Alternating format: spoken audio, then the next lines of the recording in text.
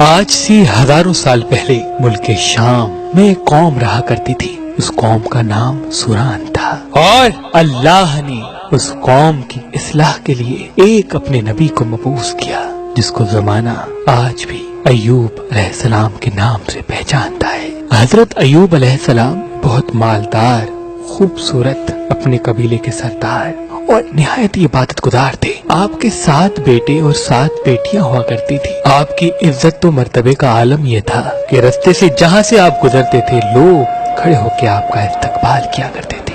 امام علی علیہ السلام نے فرمایا، جب اللہ کسی کو عزیز رکھتا ہے تو اسے صبر سے آزماتا ہے.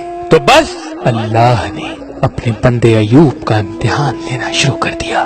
حضرت ایوب علیہ السلام کی ساری اولاد مر گئی اور ساری دولت ختم ہو گئی، اور اس کے ساتھ ساتھ اللہ نے ایوب کو ایسی بیماری دی تھی جس میں ایوب علیہ السلام کا گوشت گلنے لگا، یہاں تک کہ ہڈیاں تک آشنا ہونے لگی. بس دنیا نے اپنا روپ بدلنا شروع کر دیا. وہ لوگ جو ایوب علیہ السلام کی عزت کیا کرتے تھے، کھڑے ہو کے استقبال کرتے تھے، وہ لوگ حضرت ایوب علیہ السلام کی توہین کرنے لگے. یہ کہنے لگے کہ اللہ اس سے ناراض ہے، اللہ کا عذاب ہے ایوب پر. یہ کوئی نبی نہیں، یہ کوئی نبی نہیں بلکہ ایک بے انتہا گناہگار انسان ہے. یہاں تک کہ ایوب علیہ السلام سے کوئی بات تک نہیں کرتا تھا. اللہ کا نیک نبی مطمئن رہا اور مسلسل اللہ کا ذکر، اللہ کا شکر کرتا رہا. لوگوں نے یہ فیصلہ کیا کہ جو بیماری ایوب کو ہے ایسا نہ ہو کہ ہمارے بچوں کو ہو جائے. اٹھاؤ ایوب کو، اسے ہمارے محلے میں رہنے کا کوئی حق نہیں. بس لاٹھیوں اور کپڑے میں لپیٹ کر ایوب علیہ السلام کو کچرے کے ڈھیر پہ پھینک آتے ہیں. بس ایوب علیہ السلام کے ساتھ ان کی بیوی اور ایوب مطمئن رہ کر اللہ کا ذکر کرتے ہیں، شکر کرتے ہیں.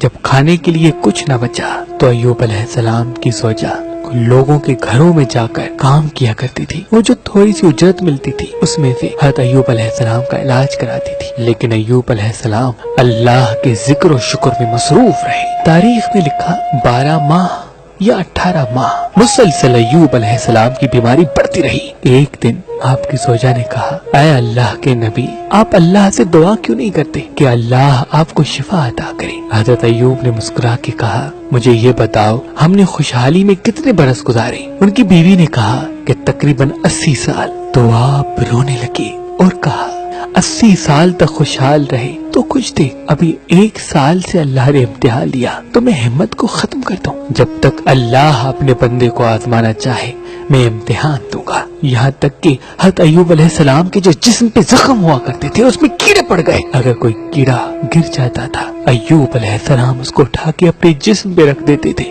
اور کہتے تھے، شاید تمہارے لیے اللہ کا رزق اللہ نے میرے جسم میں رکھا ہے، تم کھاؤ اگر اللہ کی یہ مرضی ہے تو. بس جب لوگوں نے حضرت ایوب علیہ السلام کی زوجہ کو کام دینے سے بھی انکار کر دیا، لوگوں نے یہ چاہا کہ ایوب کی بیوی ہمارے محلے میں آتی ہے، ایسا نہ ہو کہ یہ ایوب کے ساتھ رہتی ہے، ایوب کی بیماری ہمارے بچوں کو نہ لگ جائے، اس کو کوئی بھی محلے میں نہیں بلائے گا. بس ایوب علیہ السلام کی زوجہ رو رو کے کہنے لگی، اے اللہ کے نبی، اللہ سے دعا کرے. تو ایوب علیہ السلام نے ہاتھ اٹھا کر کہا، اے اللہ، یقیناً تو رحم کرنے والا ہے، اپنے بندے پہ رحم کر. بس یہ کہنا تھا تو آواز غائب آئی، ایوب اپنا پاؤں زمین پہ مارو، وہاں سے چشمہ نکلے گا، اس سے نہاؤ.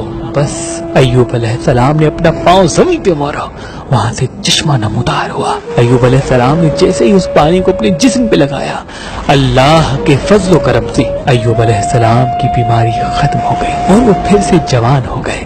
اور اللہ نے آسمان سے سونا برسانا شروع کر دیا، اور اللہ نے ایوب علیہ السلام کی بیوی کو بھی جوانی بخش دی اور 23 بیٹے اور 27 بیٹیاں عطا کی، اور وہ پہلے سے زیادہ خوشحال و شادمان ہو گئے. بے شک اللہ اپنے بندوں پہ رحم فرمانے والا ہے.